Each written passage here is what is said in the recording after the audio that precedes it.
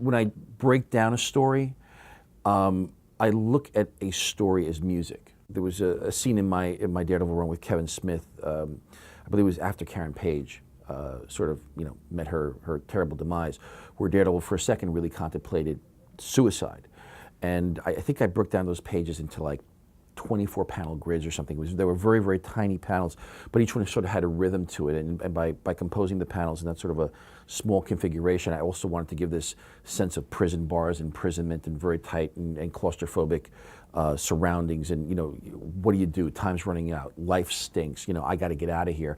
And what's the only way out? I got this gun at my feet. So those are the kind of things I try to add to the story, but ultimately I run instinctually when it comes to storytelling. I just do what I feel is right for the moment. My working relationship with Kevin Smith was probably one of the, I think to this day, it is the best collaboration I ever had with anybody. When Kevin was first approached by us to do this, he immediately said, yeah, it sounds like a great idea. And we were all gung-ho, and then it was like, the days were passing, and we weren't getting the scripts from Kevin. Kevin, where are the scripts? And it took a call finally from my business partner at that time, Jimmy Palmiotti, to Kevin to say, dude, what the hell's wrong with you? Let's get the script and let's do this. And it took me a couple of months to realize that the fear that Kevin was feeling. What if he writes a clunker? And people are going to perceive it in a multitude of terribly, horrifically negative ways. The movie industry is going to say, oh, look, he couldn't play in that little sandbox. And the people in the little sandbox are going to be like, oh, look at this big guy. He just couldn't cut it in our world. And the first story, the first issue of Daredevil that he wrote it in screenplay format. I just said, dude, just write it. Let me break it down for you. By about issue 4 and issue 5, Kevin nailed it. Karen Page's death, that was... That was a really interesting moment because Kevin and I had discussed having that happen.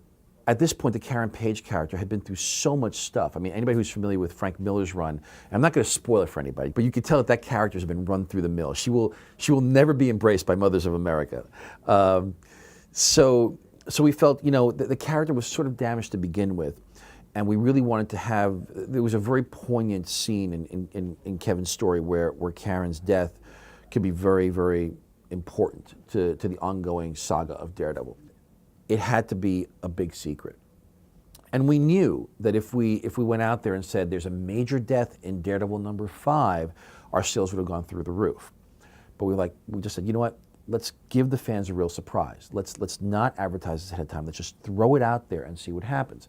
So that was the first thing. It was going to be a big surprise, and we kept it a secret all the way until the book finally saw print. And number 2, we wanted it to be significant. So she had to die in a way that dead is dead. She's not coming back. Karen Page is not coming back to the Daredevil universe.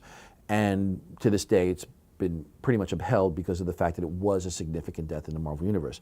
See, there was Jimmy, there was myself, there was Ralph, there was Kevin, and Jimmy's girlfriend, Amanda Conner, who's also an artist, all contributed ideas at that point to make this scene. So it took about 5 people to sort of throw in little ideas here and there, and then Kevin took all that stuff and sewed it together into this incredible scene.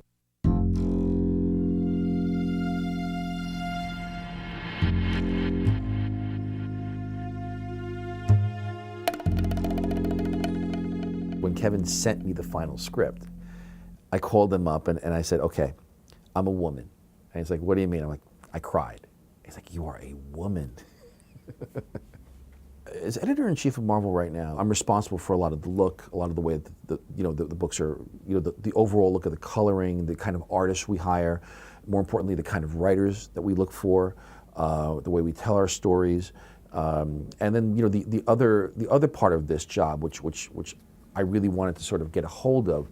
What made Marvel special was that Marvel had a public face when Stan Lee was here. Okay, and in no way, by the way, am I ever comparing myself to Stan Lee, because Stan Lee's a mutant. Okay, I just want you to know that, because he does have a superpower, and Stan's superpower is that if you ever met Stan, okay, you could meet him for 10 seconds, and he'll say, "Hey, how you doing?" Put a hand on your shoulder, and you feel like you've known him forever. Stan had that amazing mutant power. I don't have that, but what I do have is I have the internet at my disposal, and I have a big mouth. and I'm very opinionated. At Marvel, we're sort of like the hot blood Latin family. We're the Sicilians, you know what I mean? We're out there and we're yelling at each other, and DC is very waspy. They're very proper, you know, they're very dynasty, so to speak. And that's really the big difference between the two companies. And that was the other thing that I sort of wanted to reinstate, that there was this sort of like ridiculous detente between DC and Marvel for like the last few years, where they were doing crossovers, and they were doing this thing called amalgam, where they put their characters together, and it's like, oh God, it bored me to death. And I remember what was cool when I was growing up was the fact that it was DC or Marvel, man. You belonged to one gang or another. It's healthy to have kids at the store or at the bookstore, at the comic shop, wherever it may be, talking about it, you know, and disliking one company or another or whatever. But they're buying everybody's books. But the important thing that matters is they're passionate about something. And if it's passionate about loving Marvel or not loving Marvel, that's great, you know, because to me, being passive is just death.